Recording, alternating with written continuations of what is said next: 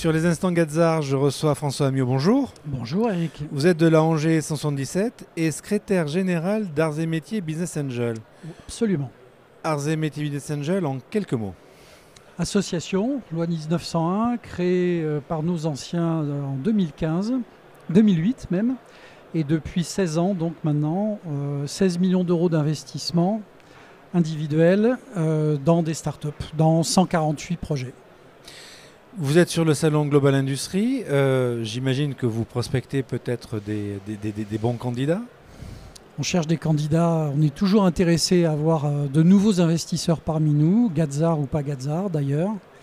Et on est intéressé également à détecter des projets de start-up dans lesquels on pourrait mettre du temps et de l'argent. Quel est l'enjeu aujourd'hui de votre association ? L'enjeu, c'est d'être encore plus incontournable. Il y a à peu près 4000 projets de start-up qui cherchent des financements par an. Nous en finançons en moyenne 15, après un entonnoir de sélection drastique. Et on voudrait capter encore plus de bons projets qu'aujourd'hui, en investissant davantage qu'aujourd'hui. Malgré tout, vous avez un trémie assez intéressant. Vous vous intéressez plus aux startups dites industrielles qui est dans l'air du temps ? On est agnostique en termes d'investissement. Donc oui, on est assez industriel. Et d'ailleurs, on vient nous voir plus naturellement, étant donné notre ADN Arts et Métiers sur des projets à consonance industrielle. Mais on s'intéresse à toutes sortes de projets. On réussit un peu mieux avec les projets industriels, statistiquement, semble-t-il. Mais on s'intéresse à toutes sortes de sujets. Il y a peut-être que les fintech qui nous échappent un peu. Quoique, on a aussi des financiers parmi nous qui sont tout à fait capables de mettre de l'argent dans ce genre de projet. La plus belle réussite là, de ces derniers mois, laquelle est-ce ? On a assez peu de licornes, malheureusement, dans notre track record. On a eu 2 sorties positives l'année dernière avec ce qu'on appelle des coefficients de sortie de l'ordre de 2. Que je nommerai pas, là, pour l'instant, pour un certain nombre de raisons. C'était plutôt une bonne année.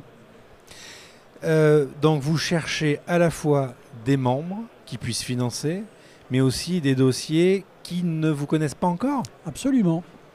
Alors d'abord, des dossiers, il en est tous les jours. 4000 par an, ça veut dire quand même une quinzaine par jour. Donc vous lisez 15 dossiers par jour ? Pas du tout, non. On pense qu'on est en contact à peu près actuellement avec 1 millier de dossiers par an. Sur les 4000, donc on en perd 3000. Et sur les 1000, on en regarde sérieusement 250. Comment vous procédez justement au tri ? Parce que c'est pas simple. Alors bon, ça c'est très ingénieur. Il y a un entonnoir avec des étapes de sélection, avec des jalons. En gros, il y a des pré-instructions en région. On est organisé par région, on a 6 régions, plus ou moins calquées sur les centres arts et métiers à quelque chose près, qui regardent des projets locaux, qui donc détectent des projets localement. S'ils leur semblent intéressants, ils les sélectionnent pour des pitchs, il faut dire pitch aujourd'hui, des pitchs nationaux qui se font 2 fois par mois à peu près à distance essentiellement. Durant ces pitchs nationaux, on décide si on a envie ou pas d'instruire le dossier. Si c'est le cas, il y a une équipe d'instruction qui se constitue avec 2 à 4, 5 membres.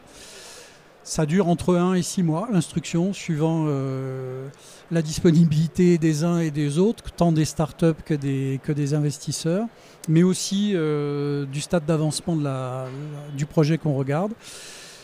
Ça ne va pas toujours au bout. Il peut arriver au bout de quelques semaines d'instruction qu'on décide d'arrêter parce que c'est trop tôt, parce qu'on a trouvé un truc qui ne nous plaît pas du tout.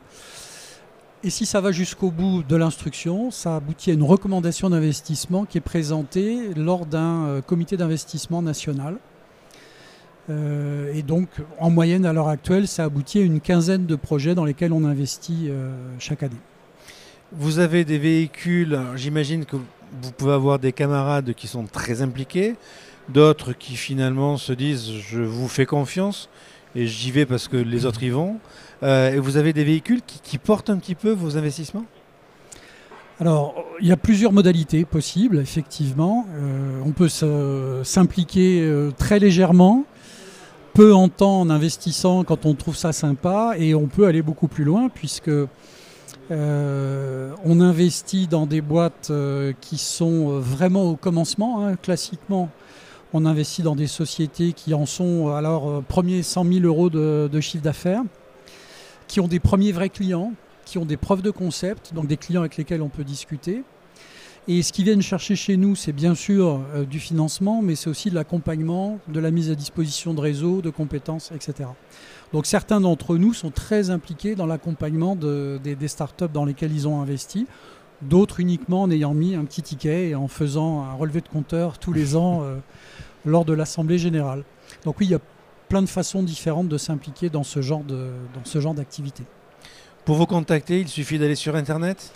Alors on va sur le site AFBA, il y a des liens sur le site Arts et Métiers, on est sur LinkedIn je ne sais pas si vous pouvez mettre ça sur l'écran, mais on a des codes barres qui vont très bien pour pouvoir se connecter.